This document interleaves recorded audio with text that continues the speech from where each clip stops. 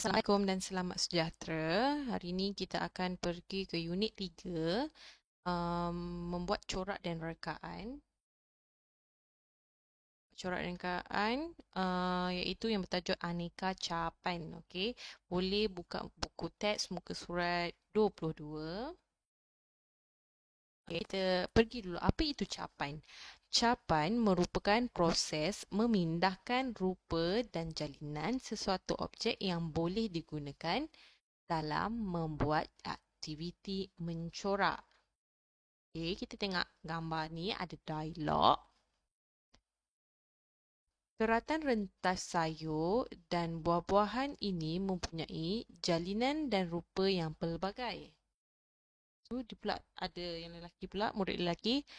Kamu pernah belajar tentang capan pada tahun 1. Ingatkah kamu, imej yang dihasilkan bergantung pada rupa sedia ada yang terdapat pada bahan tersebut. Okey, ingat lagi tak? Okey, pertama sekali ialah lada benggala. Okey, dia ada corak lada benggala. Kemudian ialah kacang bendi kalau dipotong, bila dibelah buah lada benggala, sayur kacang, ini hasilnya. Petola, ini hasilnya.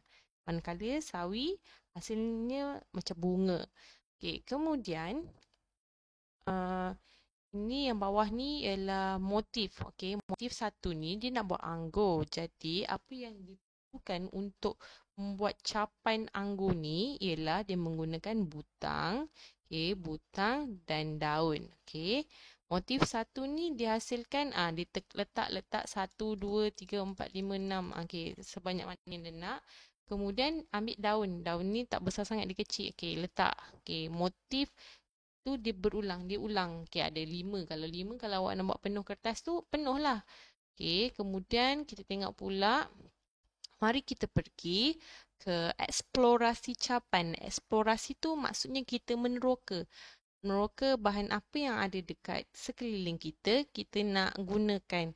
Okey, pertama sekali kita tengok sini. Mari teroka pelbagai bahan di bawah ini. Lihat kesan capan yang terhasil untuk menghasilkan motif corak.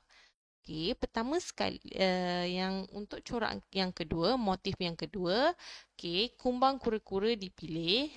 Kumbang kura-kura, apa yang diperlukan digunakan ialah buah lemon sebagai badan dia yang berwarna merah, kemudian penutup botol untuk bahagian kepala, skru untuk bahagian bintik-bintik dia ni, titik-titik tu.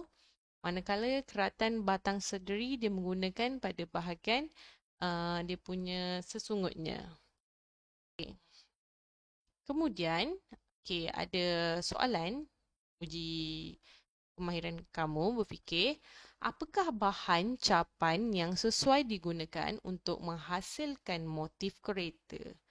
Awak rasa apa bahan yang boleh digunakan? Okey. Jadi kat sini awak boleh fikir, ni fikir nanti cikgu nak tanya. Okey. Okey kan apa jawapannya? Okey, seterusnya untuk motif ketiga dia membina. Okey, dia bagi gambar pokok, satu pokok kurma, satu lagi pokok kelapa. Okey, motif dia. Apa yang bahan yang digunakan untuk menghasilkan pokok ni? Okey, pertama dia guna alat permainan macam Lego ni, Lego. Kemudian ada keratan batang saderi. Keratan batang saderi ni dia nak buat dia punya pokok dahan dia. Okey, tengok ni. Okey, mula ditekan Lego kat atas kertas, kemudian ambil batang sederi yang bahagian bawah tu dilebar, dia hasilkan pokok. Manakala bahagian yang kecil, yang hujung dia tu, dia gunakan untuk membuat pokok yang rindang, pokok kurma ni. Okey, dia berselang-seli, dia nak buat corak ni. Okey, untuk sedikit info untuk kamu semua.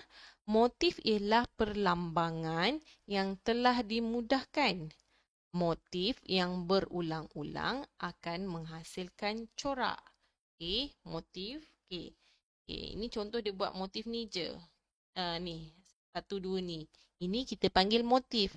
Manakala kalau dia buat ulang banyak-banyak macam ni, kita panggil corak. Sama juga dengan atas.